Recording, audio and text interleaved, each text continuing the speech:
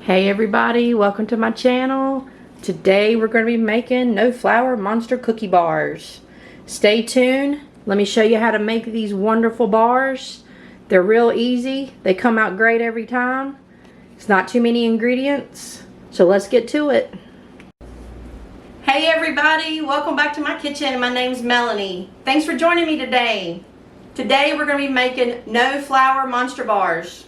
If you've ever watched Paula Deen or Ree Drummond on The Pioneer Woman, they've made a version of the monster cookies. Well, this is a lot like it, but it's in bar form and it's a lot easier to make. So please join me and let me show you how easy these bars are to make. If you've got any questions or comments, drop them in the comment section below. And please hit that subscribe button. I love bringing these videos to you and I want to share them to everybody. So please join me and let me show you how easy these bars are to make.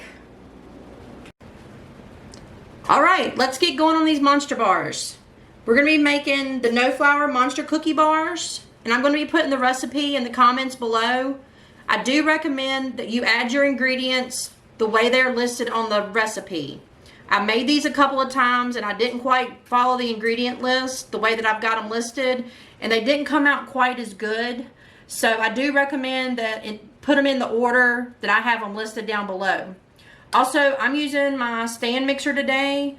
You can use a hand mixer or you can mix these up by hand. But I do want to just let you know this is a thicker dough. So it might get a little harder when you get towards the end to mix them, but it can be done. In my mixer, I've already combined 1 cup of sugar, 1 cup of brown sugar, and 1 stick of butter that was at room temperature. I've already combined those, got that smooth. Now you want to add 1.5 cups of creamy peanut butter. I've never tried using the crunchy peanut butter, but I'm sure it would turn out just as good. So I'm going to go ahead and add this in my mixer. These make great morning snacks for kids before they go to school. They're great in lunches. They pack real easy. There's a lot of variations you can do to this recipe too. You can add other things. I'm just showing you the basics. And then you can go from there. Okay, my peanut butter's in there, so let's give this another mix. I want to mix all that up in there good. Okay, while I have my mixer on, I'm going to go ahead and start adding 1 egg in at a time. You need 3 eggs. That was 1.5 cups of peanut butter I just added. We're going to go ahead and add 1 egg, and I'm going to let that get incorporated. Okay, I'm going to go ahead and add my other egg.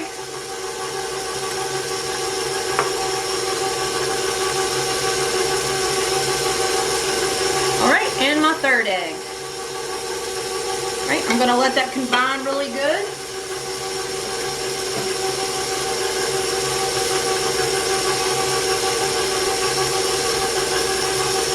Okay, the next thing you want to add is a tablespoon of vanilla.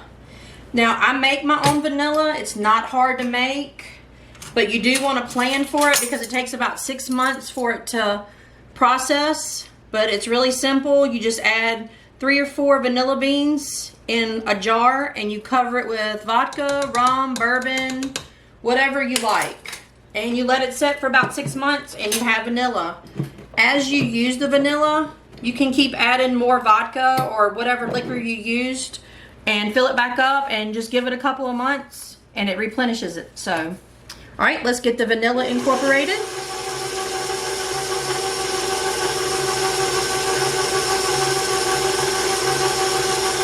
Okay, now my recipe calls for 1.5 cups of quick oats and 3 cups of old-fashioned oats.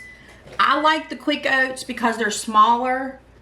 It's more of a texture thing for me, but you can use all quick oats, you can use all old-fashioned oats, you can combine them. It's whatever your preference is. I've done it with both and they've come out great every time. So let's go ahead and add, I've got 4.5 cups of the quick oats in here.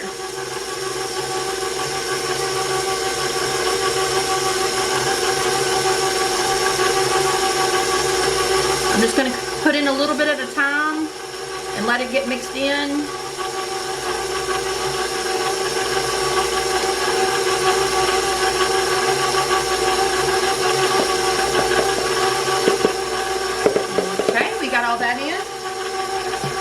you want to add in 1 teaspoon of baking soda, and I just kind of sprinkle it in so it kind of gets evenly distributed.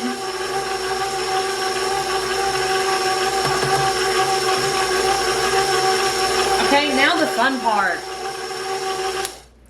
Now this is where you get to add your raisins, your M&Ms, your chocolate chips. Whatever you like can go in these Monster bars. There's no right way or wrong way. Typically, I don't measure my chocolate chips or my M&Ms, so I just kind of pour some in there.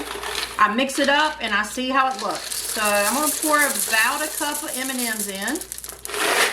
And I'm going to do the same thing for my chocolate chips. I'm using milk chocolate. You can use semi-sweet. You can use dark chocolate. It's whatever you like. And I'm going to put about a cup of chocolate chips in there also. And we're going to mix this up and we're going to see what that looks like.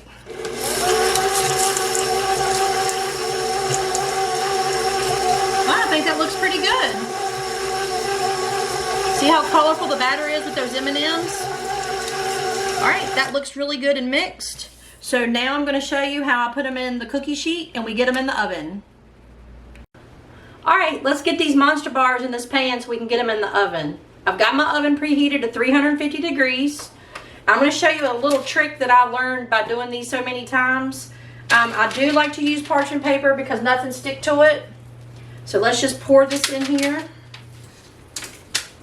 And you can see how thick this batter is. That's why I said if you mix it by hand, you can do it, but it's a struggle. Let's get all this out of here. We don't want to leave none of that.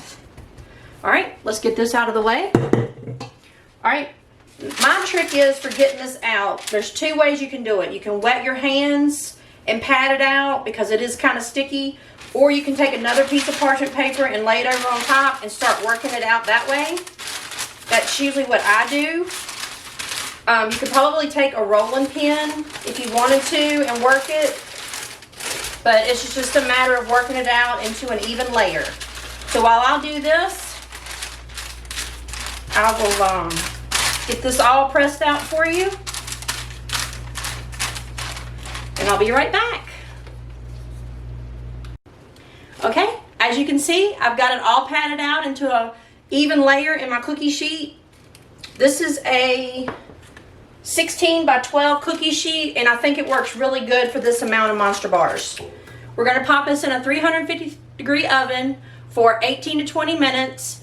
And I'll go ahead and tell you now, when you take it out, it's not going to look quite done, but as it cools, it sets up. So I'll check back with you in about 18 minutes.